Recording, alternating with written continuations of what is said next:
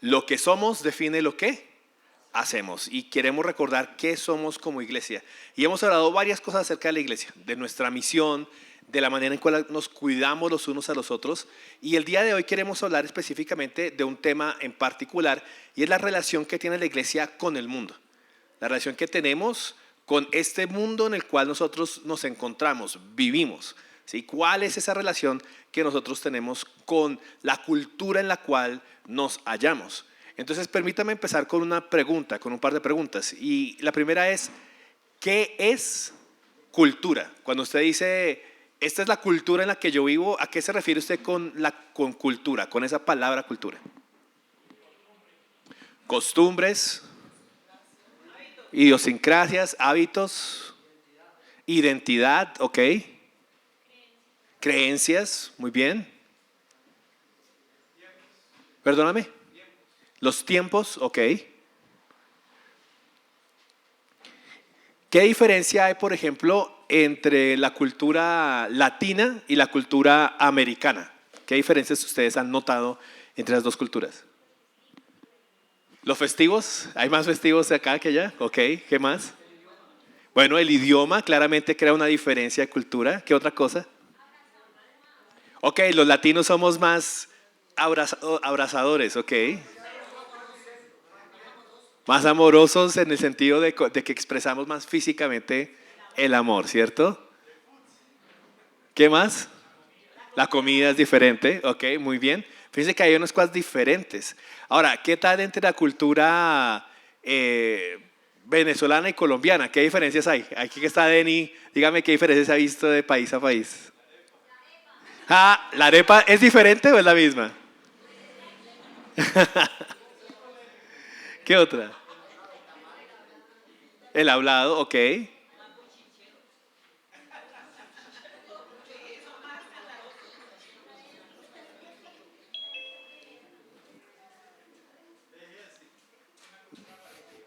Ok, se parece bastante en muchas cosas, muy bien.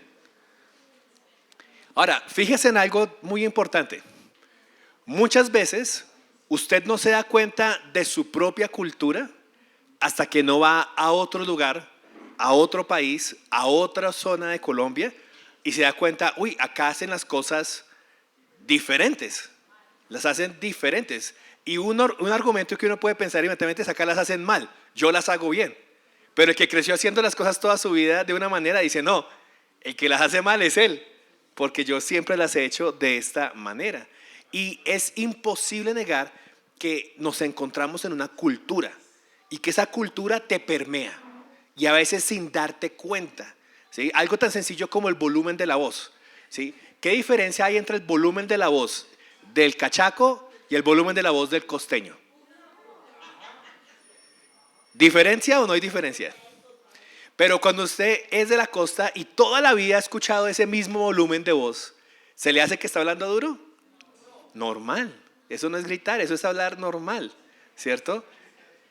Pero cuando viaja a otro lado y todo el mundo dice, pero ¿por qué habla tan duro? Y dice, pues yo no estoy hablando duro, yo estoy hablando como siempre he hablado. Entonces nos damos cuenta que la cultura es algo que nos afecta y a veces ni siquiera nos damos cuenta. Y hay una cultura en la cual nosotros vivimos, estamos, y es la cultura del mundo en el cual nos encontramos. Y la gran pregunta que nos queremos hacer esta mañana es, ¿cómo nos afecta la cultura en la cual vivimos por vivir en ese planeta Tierra? ¿Sí? Porque recuerde que hay una dualidad muy interesante de usted cuando es cristiano, que usted ya no es de este mundo, ¿cierto? Dice la palabra que ahora somos extranjeros en esta tierra y nos deberíamos de sentir extraños en esta cultura, así como cuando un rolo viaja a la costa y se siente extraño porque dice, pero yo tengo acá, ¿cómo así que medias con pantaloneta no se puede usar? O sea, no entiendo eso.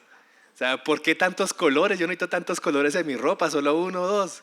Y se siente uno extraño de muchas maneras. Nosotros también nos deberíamos sentir un poco extraños porque este no es nuestro mundo, no lo es. Pero hay una realidad de la iglesia y es esta, que estamos en el mundo, pero no somos del mundo. Y quisiera que viéramos algunas cosas acerca de eso. Entonces, hemos hablado acerca de la cultura, es decir, todas esas costumbres, ideas, idiosincrasias, si lo quieres llamar de alguna manera, que damos por hecho y que a veces ni siquiera nos damos cuenta, pero que definen todo lo que hacemos. Definen cómo saludamos, definen la música que escuchamos, definen nuestras opiniones. Le voy a decir una, por ejemplo, que es bien interesante que nos pasó a mi esposa y a mí. Lo más normal de la vida para un latino casado es andar con su esposa cogido de la mano. O si se sientan a un lado, usted de pronto abraza a su esposa y no, ¿usted le parece que eso fuera indecente o malo o extraño? No, eso no es para nada extraño para nosotros. Pero cuando nosotros llegamos a nuestra iglesia en Estados Unidos, la gran mayoría de personas de nuestra iglesia es de la cultura de la India. Son cristianos, pero del sur de la India. Y en la India, las muestras de afecto público son completamente prohibidas. Es una norma cultural. ¿Sí? Uno no le coge la mano a su esposa en la calle nunca. Abrazarla sería la cosa más extraña de la vida en público. Y eso era algo como que era una norma. Claro, cuando nosotros llegamos yo no tenía ni idea de esto. Nosotros estábamos recién casados, 2 meses recién casados. Y claro, llegaba con Pili, cogí de la mano, nos hacíamos así. Y encima de todo, ella no hablaba inglés. Entonces me tocaba todo el culto susurrarle al oído. Así. Y yo veía que la gente nos miraba y nos miraba y nos miraba. Y yo, pero ¿por qué nos miran tanto? Para ellos era increíblemente extraño que yo estuviera abrazando a mi esposa. Y para nosotros era completamente normal. Entonces fíjense que hay cosas en la cultura que a veces no nos damos cuenta, pero las llevamos y las vivimos. Y esta mañana yo quiero que pensemos un poco en cómo la cultura de este mundo nos puede estar afectando a nosotros como iglesia y cuál debe ser la posición de nosotros como iglesia frente a la cultura que nos rodea. Entonces acompáñame a algunos pasajes para hacernos pensar en cómo nos afecta un poco la cultura de este mundo. Empecemos con Juan capítulo 17, versículo 9. Juan 17, 9.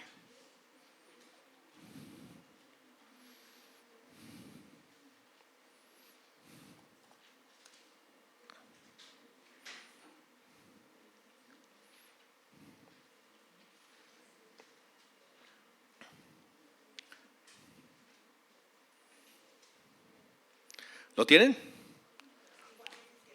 Listo, entonces, si quieren ahí por parejas o por tríos, como se encuentren, van a leer estos versículos de Juan 17, ¿listo? Juan 17, 9, 11, 14, 16, 18 y 21. Entonces, péguenles una leidita y hablen un par de minutos acerca de en qué posición ha dicho Jesús que nos encontramos nosotros en este mundo, ¿listo? Tenemos 3 minutos, 4.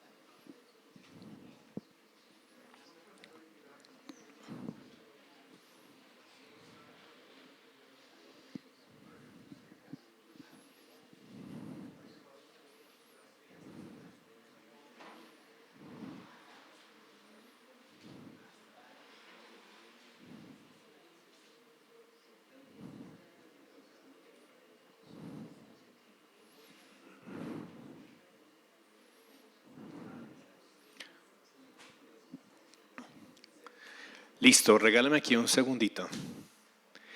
Entonces, veamos algunos de esos pasajes juntos. O dígame, antes de verlos, dígame algunas de las conclusiones que usted saca al leer estos pasajes. ¿Qué nos dice ese pasaje de cómo nos ve Jesús a nosotros en relación al mundo en el cual vivimos? Por acá.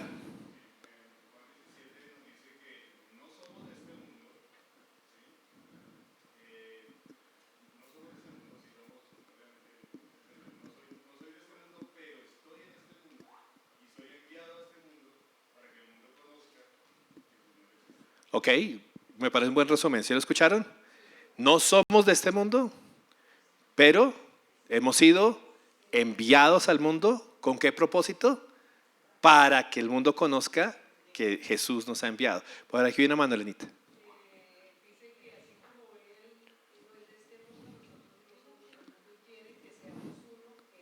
Ok, muy bien. Hay una importancia ahí de la unidad de la iglesia para poder representarlo a Él. Muy bien, excelente. Muy bien, que Él está rogando por nosotros. Una pregunta. ¿Qué significa cuando Jesús dice, ellos no son de este mundo? ¿Qué significa esa frase? ¿A qué se refiere Jesús que no somos de este mundo?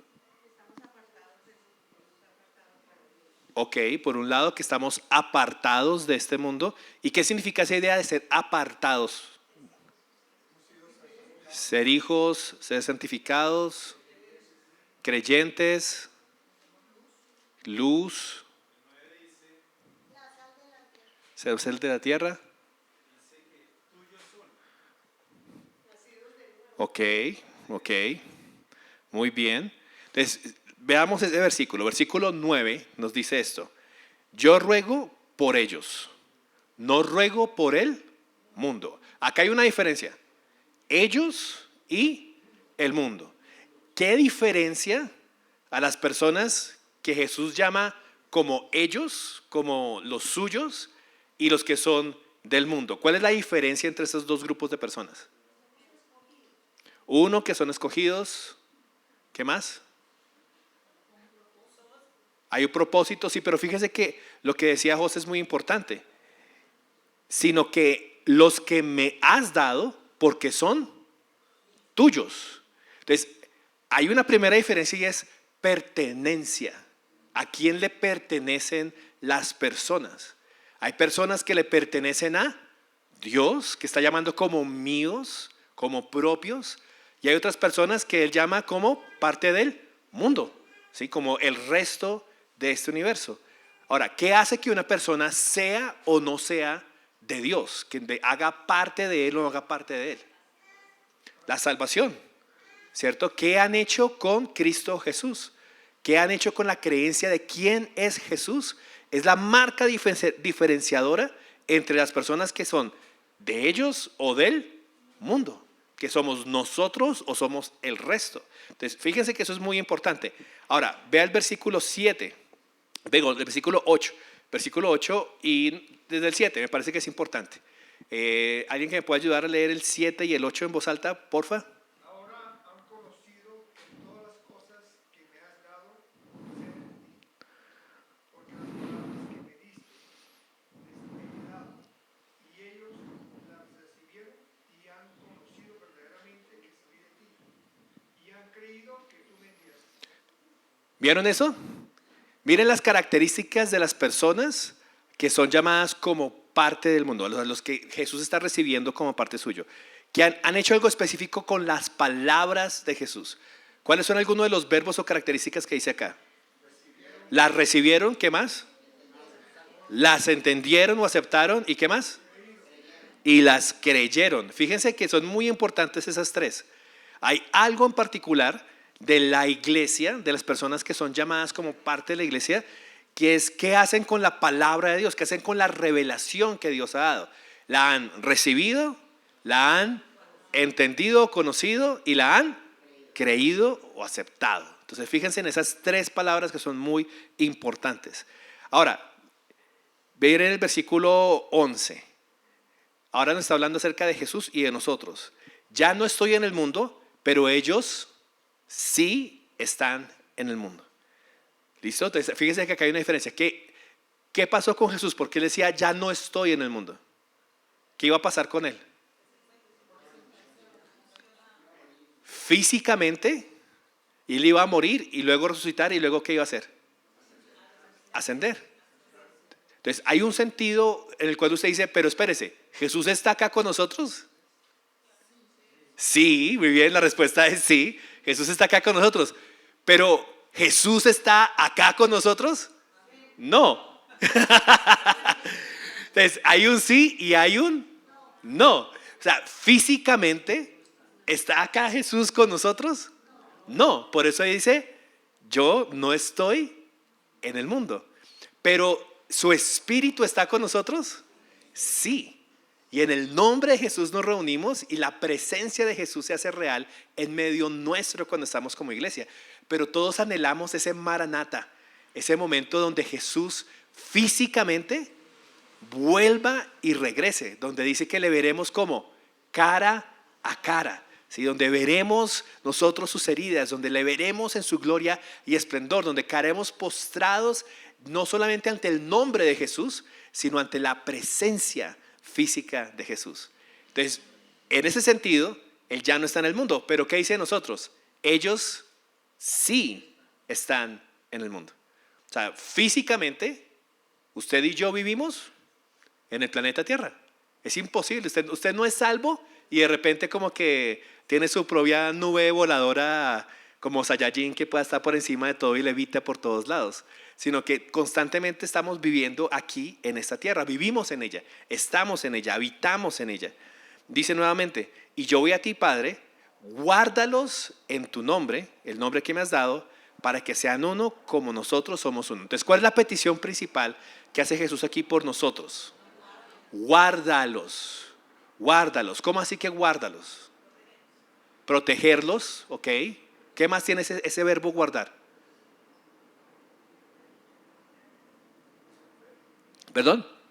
Como esconder, ¿ok? Bueno, tú guardas algo, ¿cierto? Lo estás escondiendo. ¿Por qué lo escondes? ¿Por qué lo guardas? Como un tesoro, ¿ok?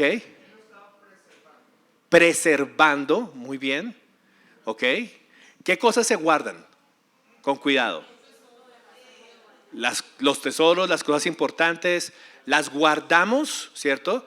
¿Para qué? Para que no les hagan daño, ¿cierto? Las guardamos para que no se contaminen, las guardamos porque son valiosas. Así que fíjense en algo importante. Jesús está reconociendo que nosotros no somos del mundo, sino somos ¿de quién? De Dios. Pero nosotros estamos en este mundo. Y está reconociendo algo más. Si estamos en el mundo, entonces, ¿qué necesitamos de parte de Dios? Ser guardados del mundo, ser protegidos del mundo. Entonces, fíjese que aquí hay algo importante. Quiere decir que el mundo es amigable o es hostil. Es hostil. Va a ir en contra de lo que Dios desea y piensa. Listo, ahorita vamos a definir un poco esa idea del mundo. Pero vamos al 14 y 16 un segundo. 14 y 16. Fíjese qué interesante el 14. Si lo puedes leer, Gio, porfa, el 14 y el 16. Al 16, 14 al 16. Yo les he dado tu palabra y el mundo los ha odiado, porque no son del mundo como tampoco yo soy del mundo. No te ruego que los saques del mundo, sino que los guardes del maligno. Ellos no son del mundo como tampoco yo soy del mundo. Listos. Entonces, nuevamente, fíjese que volvió a aparecer acá. ¿Qué concepto volvió a aparecer en este versículo? El concepto de guardar. Y fíjese que volvió a aparecer el concepto de la palabra, ¿cierto? Dios nos ha dado la palabra. Y dice que porque tenemos la palabra, el mundo nos ha odiado. O sea, hay algo, y por mundo, no pensemos en el vecino, en la persona, en una persona específica. Por mundo pensemos en la manera de vivir y pensar, en la cultura que vive sin Dios y que ha rechazado la palabra de Dios, que va en contra de lo que Dios desea y anhela. Eso es lo que nosotros definimos como mundo, sobre todo aquí en Juan. Fíjese que el mundo, ¿qué hace con la palabra? La odia, la rechaza. Es lo contrario del creyente. No la ha aceptado, no la ha escuchado, no la ha creído. Y todo eso entonces lleva a una manera de pensar y de hacer las cosas diferentes a las del creyente, porque no están basadas en la palabra de Dios, sino que están basadas en cualquier otra cosa. ¿Sí? Y aquí hay algo muy importante entonces, que la iglesia se diferencia y vive de acuerdo a la palabra de Dios. ¿Qué es lo que genera la cultura de la iglesia? No el lugar en donde vive, no en donde se encuentra, sino la palabra de Dios. Eso genera en nosotros una manera diferente de hacer las cosas. Ahora, versículos 14 al 16. ¿Cuáles son algunos conceptos que Jesús vuelve a repetir acá que son muy importantes? Muy bien. Ese se repite bastante, Rudy. Ellos no son del mundo. No son del mundo. ¿Por qué es tan importante para nosotros entender eso? Que no somos del mundo. Muy bien, Fer. Porque la iglesia tiene que pensar y vivir de una manera diferente. Muy bien, tenemos un gobierno diferente. Muy bien, vivimos bajo el gobierno de Dios, diferente del gobierno humano. Ahora, pregunta, ¿de qué maneras como iglesia a veces somos como el mundo? ¿O somos completamente diferentes? Usted entra a la iglesia y usted dice, este es un lugar completamente diferente, completamente foráneo, extremadamente diferente al mundo en el cual yo vivo. Y no piense solo en cosas malas. ¿Qué cosas compartimos con este mundo? No piensen solamente en las cosas malas. Sí, Charlie.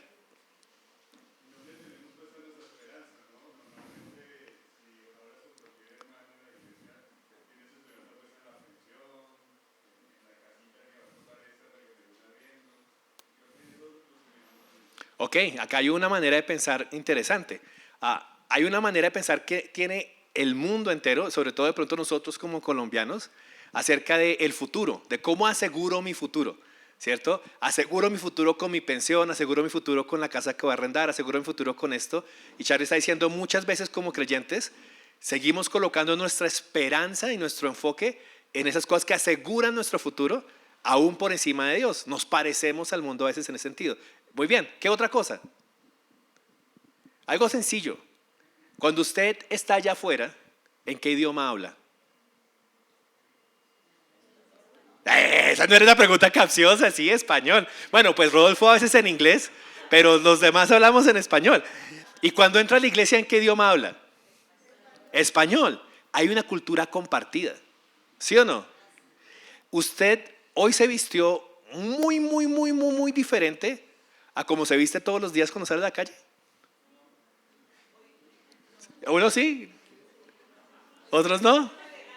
Sí, de pronto un poquito más elegantes, listos, más bonitos. Pero usamos una ropa completamente, o sea, salimos a la calle y la gente dice como que, uy, pero esos están vestidos raros, ¿de dónde son? ¿De qué país serán? Porque están, o hay una cultura compartida en la manera en que nos vestimos. Lo hay una cultura compartida en eso. Charlie tiene la mano levantada. Eso es cierto. Si nosotros no llegamos acá y no estamos comiendo solamente miel y saltamontes, ¿sí? No, pero usted llega acá y acá se sirve, acá han servido lechón, acá han servido empanada, acá han servido las cosas que se comen acá, se comen allá, frijoles, de todo. Entonces, quiero que usted se fije en algo. No somos de este mundo, pero estamos en este mundo. Y sin darnos cuenta, compartimos muchísimas cosas con la cultura en la cual vivimos, ¿sí? Desde la manera de pensar, la manera de hablar, las expresiones que tenemos, ¿sí? Que de pronto usted ni siquiera se cuestiona qué es lo que estoy diciendo, qué significa esta expresión que yo digo, ¿sí? Dígame qué tan difícil sería para un país dejar de decir Ave María. Pero, y ahorita vamos a hablar un poquito acerca de eso. Entonces cada uno de nosotros tiene como expresiones que podemos nosotros traer y decir, y que son parte simplemente de la cultura. No las pensamos, no las analizamos porque simplemente pensamos, así es, así somos. Entonces nosotros no somos de este mundo. Pero, versículo 15, Jesús dice algo muy específico. No te ruego que los quites o que los saques del mundo, sino que los guardes del maligno. Entonces fíjense que aquí estamos hablando de esto, que Jesús quiere guardarnos, pero no quiere sacarnos. ¿Cómo es ese guardarnos? Versículo 17. ¿Santifícalos en qué? En la verdad. Aquí vuelve a aparecer otro concepto. ¿Qué dice cuál es la verdad? ¿Dónde encollamos la verdad? Tu palabra es verdad.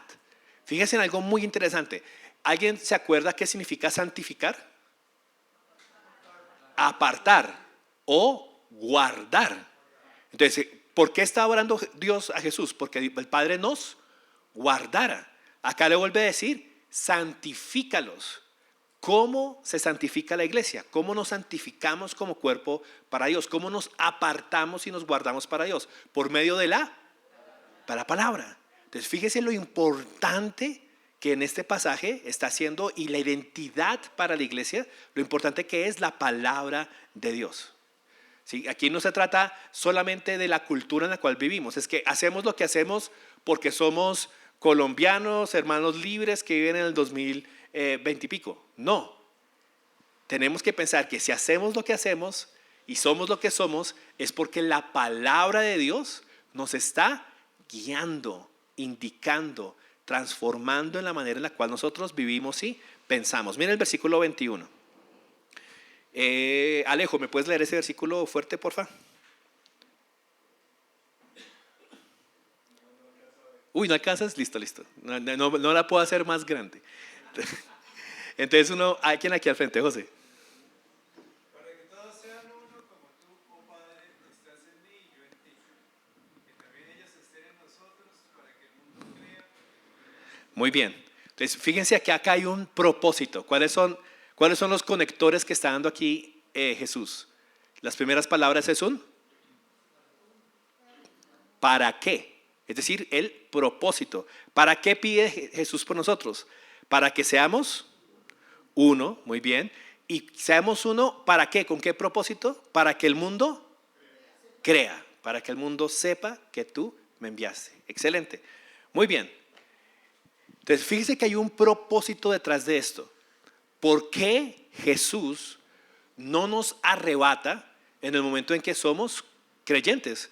¿Por qué no desaparecemos? ¿Por qué no pasamos a un segundo plano, a otra dimensión, a otro lugar diferente donde vivamos alejados de este mundo, ahí sí completamente alejados de toda influencia de este mundo y separados por completo en las regiones celestiales? Porque hay un propósito con el cual estamos en esta tierra. ¿Y es cuál? Vivir de tal manera, comportarnos de tal manera, amarnos de tal manera, tener tal unidad entre nosotros que el mundo crea. ¿Crea en quién? ¿En la iglesia? No, que crea en Jesús y que Él fue enviado a esta tierra, que puedan ser parte de nosotros al recibir, aceptar y creer la palabra de Dios. Y ese es el propósito que tiene la iglesia. Fíjese que acá hay una relación muy importante de nosotros como iglesia con el mundo. Por favor, esto es una respuesta obvia, muy obvia, todos la han dicho hoy, pero usted tiene que pensarla esta semana. Yo no soy de este mundo. Esa es una frase que yo quiero que usted se lleve. ¿Sí? Cuando estuvimos hablando de la santidad hace un par de semanas, ese es un concepto importante de cómo la santidad hace parte de nuestra adoración, ¿cierto? ¿Se acuerda de esa idea? De que adorar significa rendirnos como sacrificios vivos, es decir, que todo lo que somos se lo entregamos a Dios y eso es santificarnos, eso es apartarnos para Dios. Mire lo que Jesús está diciendo por nosotros: santifícalos en tu verdad, tu palabra es verdad. Entonces hay un concepto muy importante, que si usted no es de este mundo, debe ¿qué? Guardarse, santificarse, apartarse. ¿Cómo? Vamos a hablar de eso ahorita. Pero muy importante que el medio para santificarnos es la palabra de Dios. ¿Queda claro? Listo. ¿Por qué estamos en esta tierra? Usted está en esta tierra, y acá nuevamente, ¿para vivir como el resto de este mundo vive? No. Una pregunta. Si usted le hace una pregunta, 100 colombianos dicen, y usted le pregunta a 100 colombianos, ¿para qué estás en esta tierra? ¿Cuál es tu propósito en esta tierra? ¿Para qué vives tú? ¿cuáles serían las respuestas más normales que usted ha escuchado en conversaciones o en su vida antes de ser creyente? Para ser feliz, ok. Para hacer plata, muy bien. Para trabajar. Para darme gusto en todo, para sacar la familia adelante. Eso es un concepto súper colombiano, muy bien. Para pasarla bueno, listo, Lenita. Para vivir sabroso, ok, eso es un poco más moderno. ¿Qué más? Para tener éxito. ¿Qué más? Tener harta plata, ok, hay un concepto de felicidad, de logros, ¿cierto? Para viajar, para disfrutar, ¿cierto? Todos esos conceptos son propósitos con los cuales la gente vive. Usted, pregúntele a la gente, ¿por qué trabajas?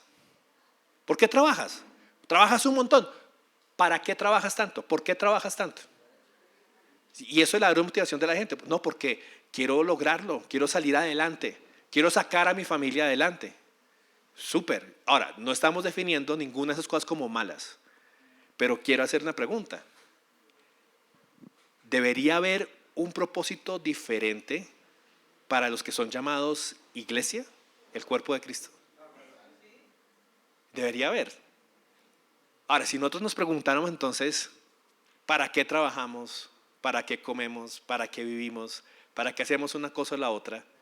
¿Cuál debería ser la respuesta? Y recuerde, no según la cultura, sino según la palabra. Recuerde que la palabra es lo que define cómo debemos nosotros vivir. Entonces, ¿qué nos debería decir la palabra con respecto a eso? ¿Para qué vivimos? ¿Por qué estamos acá? Ok, una buena respuesta acá. Para glorificar a Dios en todo lo que hacemos. ¿Me recuerdan un momento donde la palabra nos diga eso? Dímelo. Muy bien, 1 Corintios, ¿cierto? Ya sea pues que coman o que beban o que hagan cualquier otra cosa, hacedlo todo para la gloria de Dios. ¿Por qué? Porque todo lo que el creyente hace no debe ser para sí mismo, sino para la gloria de Dios. ¿Cuál es la diferencia? Uno, muy bien, dependemos de Él. ¿Qué más? Excelente, porque hemos sido comprados, ya no nos pertenecemos a nosotros, le pertenecemos a Cristo. ¿Qué más? La palabra nos guía porque queremos ser parecidos en su carácter. Muy bien, excelente ese versículo. Para gloria mía los creé y los hice, dice Isaías 47. Entonces fíjese que nosotros como creyentes tenemos un propósito extra. Ahora, fíjese en todo lo que dijimos antes. Para ser feliz, para sacar adelante a mi familia, para hacer dinero, para disfrutar, para poder pasarla sabroso. ¿Alrededor de quién giran todas esas motivaciones? Mía, yo. Vivo para mí. Pero el creyente ahora debe santificarse, cambiar su manera de pensar y pensar que todo lo que hace ya no lo hace para sí, sino que lo hace para Dios, para el Señor. Y eso es un cambio de chip grandísimo, ¿sí? Y eso es algo que nosotros estamos viviendo y a eso se le llama santificación. Ese proceso por medio del cual el creyente, cuando llega acá a la iglesia por primera vez, usted como creyente, usted llega enamorado, agradecido y usted dice, quiero vivir para Cristo. De hecho, usted lo ha recibido como Señor de su vida. Pero durante 17, 20, 25 años, 30 años, en los tiempos que hemos estado en Cristo, ¿para quién vivía usted? Para usted mismo. Y hay cosas que van a necesitar cambiar, que usted ha pensado toda su vida y que se empieza a dar cuenta como que, uy, esto es diferente. Esto es diferente. Incluso para los que están acá que han nacido en un hogar cristiano y que toda su vida vivieron como en esa cultura cristiana. ¿Es una cultura completamente aislada o compartida con el mundo? Compartida, nosotros compartimos. Entonces usted también necesita empezar a decir como qué cosas traigo yo que son realmente de la palabra y qué cosas son realmente del mundo. ¿Para qué? Para glorificar a Dios. Segundo propósito que nos está diciendo la Biblia acá. ¿Para qué más vivimos en esta tierra? Para glorificar a Dios y para darlo a conocer. Mateo 5, 13 al 16. ¿Alguien me puede leer ese pasaje, por favor? Mateo 5, 13 al 16.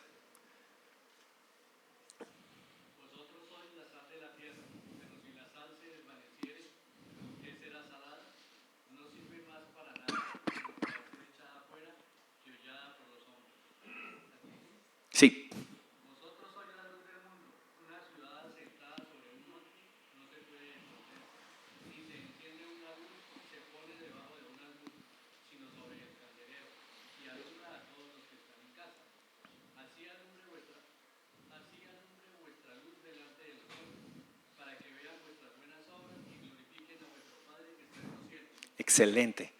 Piensa en ese pasaje un segundo, un minuto. Nos está definiendo un poco más. Recuerde que lo que somos define lo que hacemos. ¿Qué dice la palabra de Dios que somos en este pasaje? Dos ilustraciones que usa Jesús. La primera es sal de la tierra y la segunda, luz del mundo. Muy bien, entonces, ¿la sal qué hace? Da sabor, pone las cosas más sabrosas, dicen por aquí. Preserva, excelente. ¿Qué más? Purifica, ¿cierto? Produce sed, ¿cierto? Cuando uno consume sal, le da sed. Excelente. Pensemos que Dios nos ha dejado en esta tierra para que seamos sal. O sea, que hay un impacto sobre el lugar en donde estamos. Dígame, si usted como cocinero amaneció contento, dicen por ahí, y le echa sal a la comida y de pronto se pasa un poquito, queda salado. ¿Cuánta parte de la comida queda salada? Toda la sal. ¿Es posible que usted le eche sal a algo y no afecte aquello a que le echó sal? No. La única manera de que no es que usted lo eche en un solo lado de la comida y antes de que lo revuelva saque una cucharada con la comida y la ponga a un lado. Pero la sal afecta el lugar donde está. Entonces, fíjese en esto.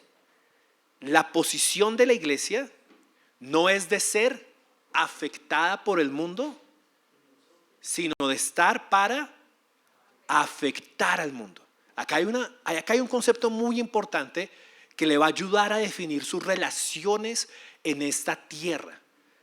No está diciendo que no tengamos relaciones en esta tierra con otras personas que no sean creyentes, que no nos relacionemos con este mundo porque estamos en el mundo.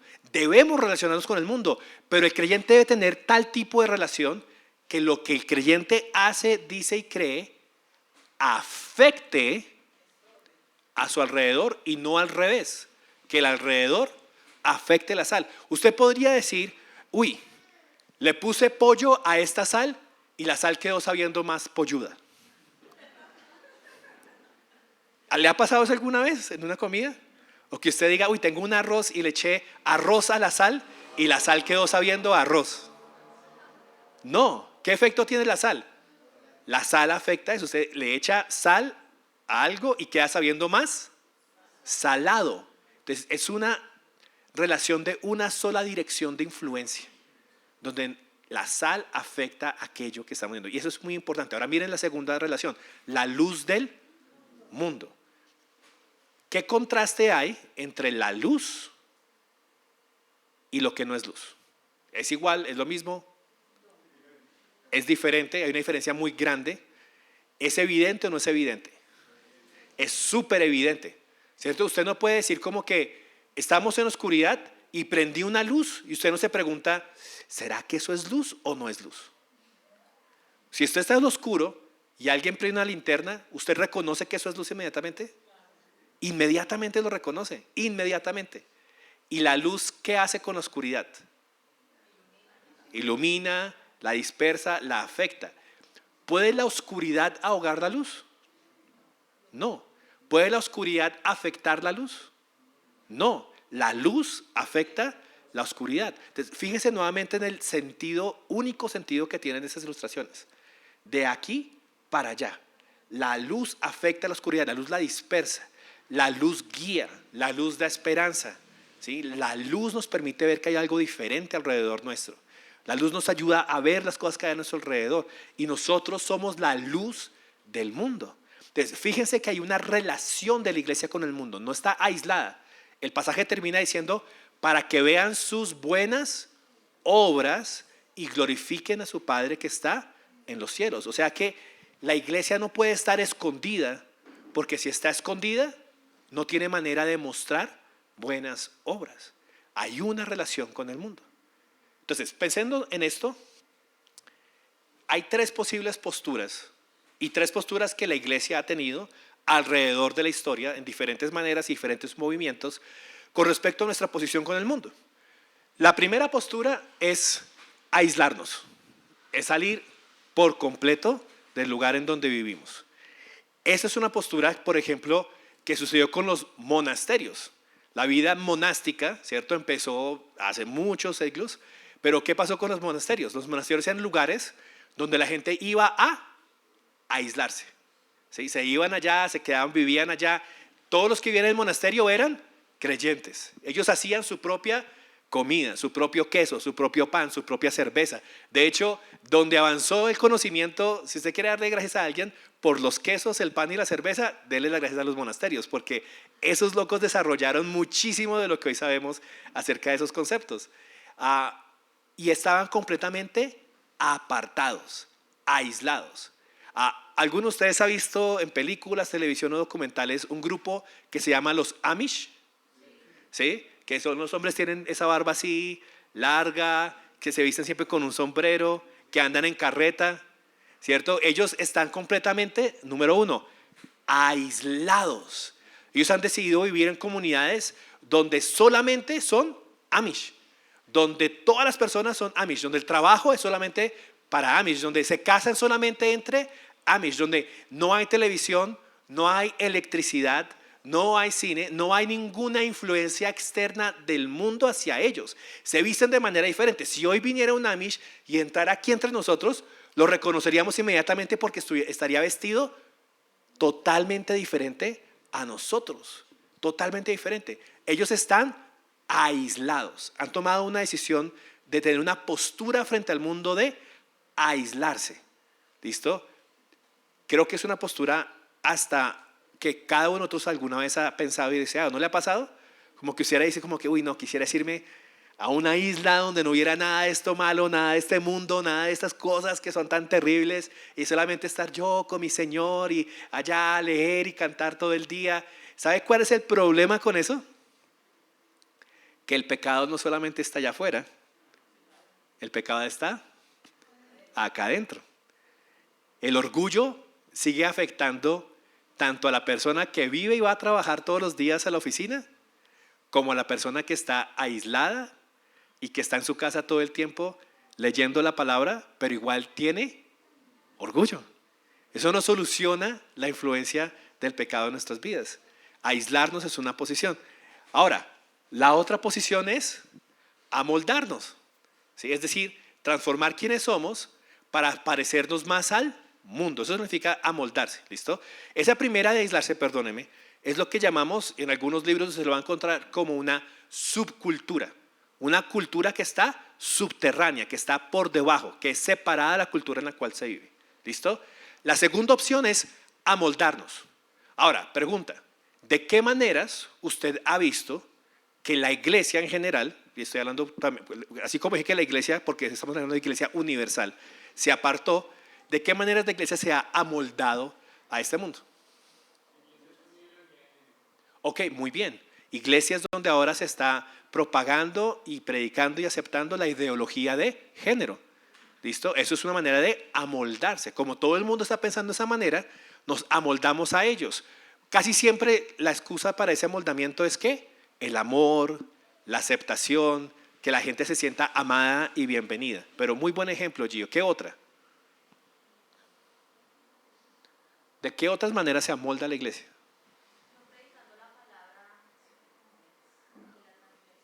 Ok, muy bien.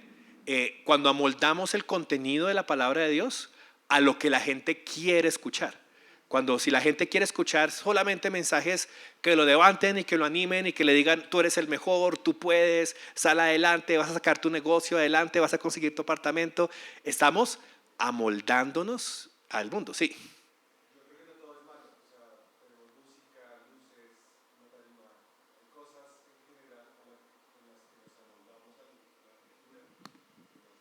Listo, muy bien. Y ahí hay una diferencia de opinión con Alejo, en la cual es muy interesante. Digamos, él dice, hay cosas que nos hemos amoldado, que hemos tomado de la cultura, como esto, el lugar donde yo estoy parado, esta tarima, los instrumentos. En una iglesia en 1800 o 1600, ¿cómo se hubiera visto la arquitectura de la iglesia? ¿Qué estaría aquí al frente? Solamente de pronto un púlpito así de alto que estuviera por encima, ¿cierto? Y no más. De pronto un coro, unas sillas para el coro y no más. Eso ha cambiado, ¿cierto? En un punto, por ejemplo, el púlpito no estaba acá. En la iglesia anglicana el púlpito se encontraba aquí. Allá arriba estaba el púlpito y acá era solamente el altar, el lugar donde estaba puesta la cena del Señor, y no había nada más. Pero entonces se baja de aquí a acá para hacer central la palabra. Y en esta cultura en la que vivimos, nos agrada mucho la música, y nosotros hemos elevado la música a tal lugar que la hemos traído aquí al frente. ¿Usted se ha preguntado por qué? ¿Por qué tenemos la música acá al frente y no acá sentados o allá al lado o algún lado en otro? La respuesta es, nos hemos amoldado. ¿Sí? Eso es simplemente una parte que hace el mundo y que nosotros estamos haciendo. Esto se parece más a un estilo como concierto que otra cosa, porque estamos poniendo la música en un lugar elevado. La pregunta aquí es, ¿eso es malo? ¿Eso es bueno? Ya vamos a hablar un poquito de eso, pero es una manera de amoldarnos. Elenita y luego Carlos y luego Deni. Una manera de abordarnos también es el vestuario sexual que uno utiliza ahora y muchos creyentes también se copian de eso. Ok, muy bien. Cuando nos amoldamos al mundo, de pronto nuestra manera de vestir. No estamos completamente separados como los Amish, pero tampoco estamos en un punto medio, sino que nos vestimos sin pensar en cualquier otra cosa, sino como el mundo se viste. Y ahorita vamos a dar un poquito acerca de eso. Charlie.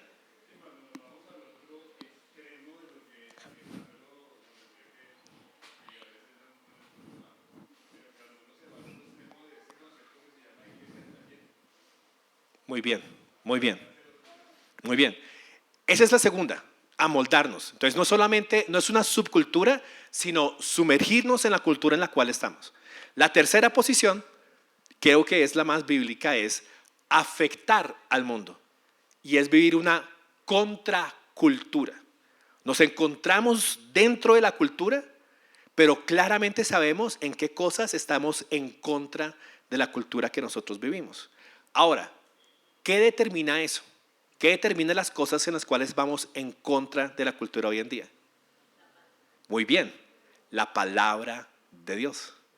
La palabra de Dios debe determinar claramente la manera en la cual vive un creyente. Entonces, si alguien se va a vestir, y fíjese en esto, eso es muy importante, sobre todo para los que tienen hijos, adolescentes o jóvenes, pero también para de pronto un poco nosotros. Cuando nosotros le decimos a nuestros hijos que hagan algo o dejen de hacer algo, que se vistan de una manera o de otra, que escuchen un tipo de música o que no escuchen otra, que hagan algo, una práctica o la dejen de hacer. Nosotros podemos estar cayendo en algunas cosas que están mal. Déjame explicarle cómo. Podemos decir simplemente, usted no hace eso porque usted es cristiano. ¿Cierto? Usted tiene una cultura diferente. ¿Sí? Es que así no se comportan los hijos de Dios. Y bueno, puede que eso sea muy cierto, muy verdadero. Pero la manera y la razón que usted siempre le da es como que eso no se hace. Usted no escucha, aquí no escuchamos ese tipo de música. Aquí no hacemos esta cosa. Aquí no nos vestimos de esta manera. Y la persona aprende que la razón por la cual no se hacen las cosas es por la cultura de la iglesia. Es porque está en un lugar cristiano. Y simplemente así no se hacen las cosas. ¿Qué pasa con una persona que siempre vive toda su vida en eso? Las convicciones que tiene no son propias y no son reales. Sino que va a hacer, ok, estoy en la iglesia, me comporto como si fuera de la iglesia porque es la cultura de la iglesia. Pero salgo de la iglesia, voy al mundo y me comporto como la cultura que está aquí en el mundo. Mis amigos, lo que sea, me visto de una manera acá, me visto de otra manera acá. Aquí hablo de una manera, aquí hablo de otra manera.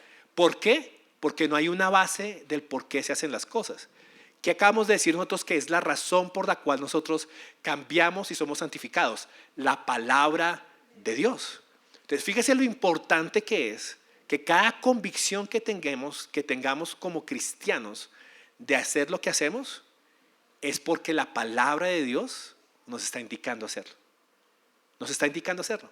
Entonces, si tú te vistes como te vistes, ¿dónde te debes confrontar para saber? Me estoy vistiendo de una manera que glorifica a Dios.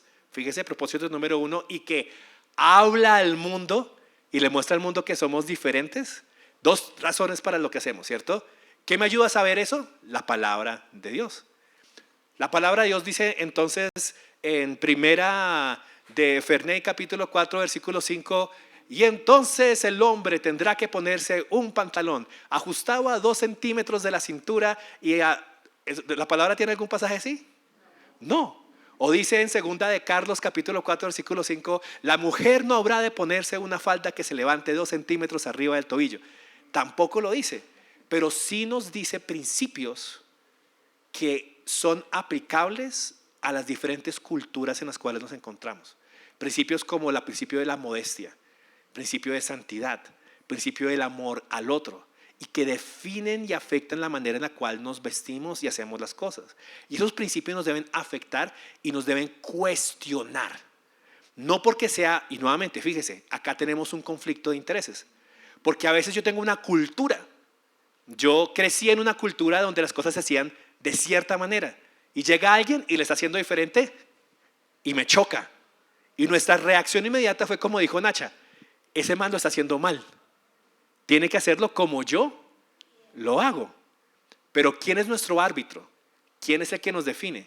La palabra de Dios. Entonces, cuando eso sucede, tenemos que coger, tanto él como yo, sentarnos alrededor de la palabra de Dios y definir lo que la palabra de Dios nos está indicando y darnos cuenta como que, oye, sí, yo estaba pensando esto, pero es por este lado, y la otra persona va a decir, tienes razón, yo me estaba equivocando porque estaba pensando con esa motivación, pero es la palabra de Dios la que me guía. Y eso nos hace comportarnos de una manera que afectamos al mundo. Entonces, todos los elementos culturales, incluso la disposición que tenemos en el escenario, tenemos que cuestionarla y preguntarnos por qué lo hacemos. ¿Está de acuerdo con lo que vemos de la palabra de Dios? Y de la manera en la cual estamos afectando la cultura y estamos yendo en contra de ella, porque eso es muy importante, ¿sí? Déjeme, con esto termino, qué pena me pasé, 2 minuticos ya. En la India, en el sur de la India, algo que también me di cuenta es que cuando llegamos a nuestra iglesia, ninguna mujer tenía aretes, ninguna, ni aretes, ni piercings, ni absolutamente nada de eso. Ni joyas, no se ponían joyas tampoco ninguna de ellas. Algunos les preguntamos alguna vez, digo, ¿por qué? No, ¿por qué no? Mi mamá no le gusta eso, aquí no se hace, los cristianos no hacen eso. Ok, entonces como que esa era la cultura en la cual habían crecido. Pero luego fuimos indagando un poco más y encontramos el por qué. ¿Por qué? Lo que pasa es que cuando los primeros creyentes de la India llegaron a Cristo, el contraste era con la religión hindú. Y para la religión hindú, todos los adornos, todos los anillos, todos los aretes que ellos se ponían, tenían una simbología de adoración a sus dioses. Y era la manera en la cual se adornaban para poder adorar a los dioses que ellos adoraban. Y cuando los primeros hindúes se convirtieron al Señor, su reacción fue de ser diferentes, de apartarse de cosas que en esa cultura ellos claramente sabían que estaban yendo en contra de Dios. ¿Y qué dijeron? Nos vamos a vestir diferente. Nosotros no nos vamos a colocar anillos, aretes y demás como una manera de mostrar a nuestra cultura que nosotros somos diferentes y no adoramos los dioses de ellos, sino que adoramos al único Dios verdadero. Cuando a mí me dijeron eso, yo dije como que, ahora entiendo. ¿Cuál era el gran problema y el conflicto que había en esa iglesia? Que ahora eran 4 o 5 generaciones de creyente después. Para nosotros eso es difícil de entender porque vamos en la tercera, pero 5 generaciones de creyentes después, ya no en la India, sino en Estados Unidos, y los jóvenes de ese momento veían los aretes y decían, pero no entiendo, si yo me pongo un arete aquí en Estados Unidos, no estoy adorando a ningún ídolo hindú, sino no se me estoy colocando un arete. Y eso era un tema de conflicto muchas veces entre padres e hijos y entre los jóvenes y los adultos de esa iglesia en particular. Definir, ¿es santo o no es santo? ¿Sí? Los que decían que no, tenían un argumento en la palabra, pero también tenían un argumento en su cultura. Los que decían que sí, también tienen un argumento en la palabra, pero también en su cultura. ¿Qué teníamos que hacer? Encontrarnos y hallar un punto en medio que nos lo podía dar solamente una cosa, la palabra de Dios. Entender qué dice la palabra, entender cómo está afectando eso a nuestra manera de pensar y cómo afecta la cultura a nuestro alrededor. Entonces, terminando, vivimos en este mundo, pero no somos de este mundo. Entonces, como tarea esta semana, yo quisiera que usted tomara un tiempo en la semana y se hiciera simplemente estas 2 preguntas. ¿Ok? Primera, si no soy de este mundo y tengo que ser diferente a este mundo, ¿Qué cosas he pensado, he hecho o me he comportado que son como las de todo este mundo? ¿Listo? Piense usted en eso. ¿De qué manera usted se parece a este mundo esta semana? Y segundo, ¿hay alguna cosa que la palabra de Dios me diga que yo debería ser diferente en lo que estoy haciendo en este mundo?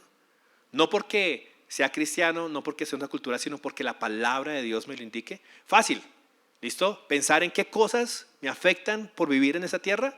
Y segundo, pensar en cómo la palabra de Dios me está indicando en que deberían ser diferentes. De aquí en adelante, iglesia, todo lo que hagamos, todo lo que hacemos, piense siempre en esto. No soy de este mundo, estoy aquí para glorificar a Dios y para afectar a este mundo.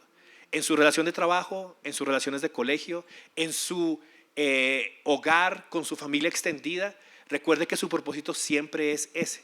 No el ser afectado, sino el afectar.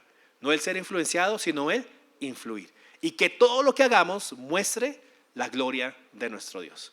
Oremos. Padre, gracias por este tiempo de estudio que hemos tenido y por cómo nos quieres cambiar y transformar como iglesia. Nos rendimos delante de ti y te rogamos que tu palabra en verdad nos guíe, que nos permitas no opinar solamente con nuestras opiniones o nuestras ideas acerca de lo que hacemos o no hacemos como iglesia, sino que siempre tu palabra sea nuestro árbitro y nuestro mediador, y que siempre terminemos glorificando a Jesús en todo lo que hacemos, mi Señor. Gracias en el nombre de Jesús. Amén.